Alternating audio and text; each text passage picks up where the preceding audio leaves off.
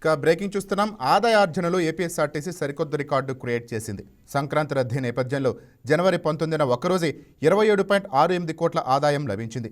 నిన్న ఒక్కరోజే 50.6 లక్షల ప్రయాణికులను గమ్యస్థానాలకు చేరవేసింది. ఆర్టీసీ చరిత్రలో ఒకే రోజులో ఇంత ఆదాయం ఆర్జించడంపై ఇదే తొలిసారి. డ్రైవర్లు, కండక్టర్లు, గ్యారేజీ సిబ్బంది, సూపర్వైజర్లను ఆర్టీసీ ఎండీ ప్రత్యేకంగా అభినందించారు. ఇక ఇదే అంశంపై మా కరెస్పాండెంట్ రాజేష్ ఫోన్లో మరింత సమాచారం అందిస్తారు. రాజేష్, చెప్పండి, ఈ రికార్డు స్థాయిలో ఆర్టీసీకి లాభాలు ఆర్జించింది ఈ పండక్కి?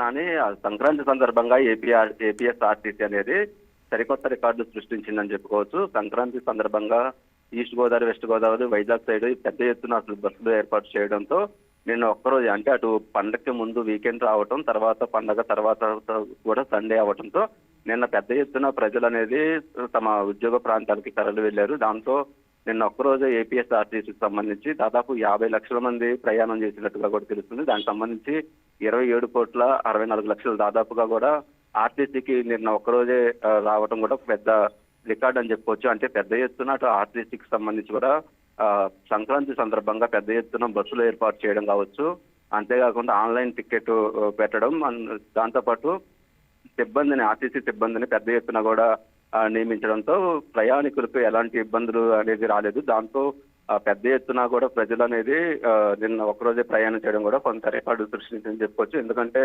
అటు సొంత వెహికల్స్ కంటే కూడా అటు టోల్ గేట్ల దగ్గర కావచ్చు, జాతీయ రహదారులపై పెద్ద ఎత్తున అటు ట్రాఫిక్ జామ్ అవుతుంది కాబట్టి చాలా వరకు మంది ప్రజలు బస్సులో ప్రయాణం చేయడానికి ఇంట్రెస్ట్ చూపించారని చెప్పుకోవచ్చు. దానికి సంబంధించి కూడా ఒక రికార్డ్ అని చెప్పుకోవచ్చు. దానికి సంబంధించి కొద్దిసేపటి క్రితమే ఏపీఎస్ఆర్టీసీ కూడా అధికారిక ప్రకటన కూడా రిలీజ్ చేసిందని చెప్పుకోవచ్చు. ఎందుకంటే అటు ఆర్టీసీ ఎండీ ద్వారకా తిరుమలరావు కూడా సిబ్బందిని కూడా ప్రత్యేకంగా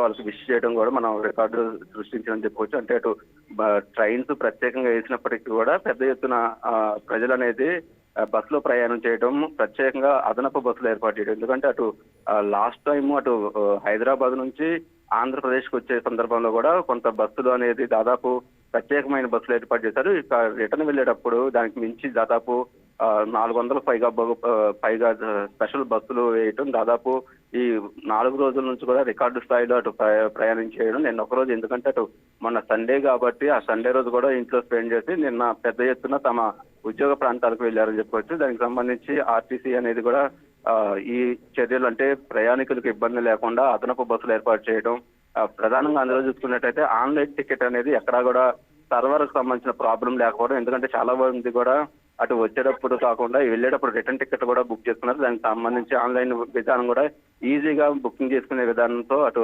ఆర్టీసీ ప్రత్యేకమైన ఏర్పాట్లు చేసింది. అట్లాగే ప్రత్యేకమైన షెల్టర్లు కావచ్చు, బస్ స్టాండ్లకు సంబంధించిన రద్దీ దృష్ట్యా కూడా బస్సులు పెంచడం, సిబ్బందిని పెంచడం, వీటన్నిటి వల్ల కూడా నేను ఒక్కరోజే ఆర్టీసీ అనేది సరికొత్త రికార్డు సృష్టించింది. 50 లక్షల మంది ప్రయాణం చేయడం అనేది కూడా ఒక చరిత్ర అని చెప్పుకోవచ్చు. దాదాపు 27 కోట్లు నిన్న ఏపీఎస్ఆర్టీసీకి 27.64 కోట్ల ఆదాయం రావడం కూడా ఒక సరికొత్త రికార్డు అని చెప్పుకోవచ్చు. Nani, thank you Rajesh. Please subscribe to YK TV Network. Please subscribe to YK TV. Please watch YK News. Don't forget to subscribe YK News channel.